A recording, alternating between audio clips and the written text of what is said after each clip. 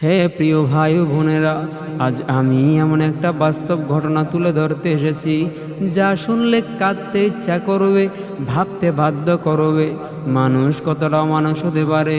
এটা কোনো গল্প না, এটা বাংলাদেশের কুড়িগ্রামের এক নিষ্ঠুর বাস্তবতা। হে দুনিয়ার মানুষ, ভালো করে শুনেন, মনোযোগ দিয়ে শুনেন। আল্লাহ তাআলা বলেন, হে ঈমানদারগণ, তোমরা ইনসাফ প্রতিষ্ঠাকারী হও, আল্লাহর সন্তুষ্টির জন্য সাক্ষ্য দাও, যদিও তা তোমাদের নিজেদের বিরুদ্ধে হবে কিংবা তোমাদের পিতা মাতা আত্মীয় স্বজনের বিরুদ্ধেই হয়। আল্লাহ তাআলা কোরআনের আয়াতে আল্লাহ তাআলা স্পষ্টভাবে বলে দিয়েছেন, ইনসাফ করবে, ন্যায়ের পক্ষে দাঁড়াবে, এমন কি যদি সেটা তোমার নিজের মা বাবার বিরুদ্ধেও হয় তাহলেও করবে। রাতের বেলা একটি মেয়েটার নাম হলো জান্নাতি।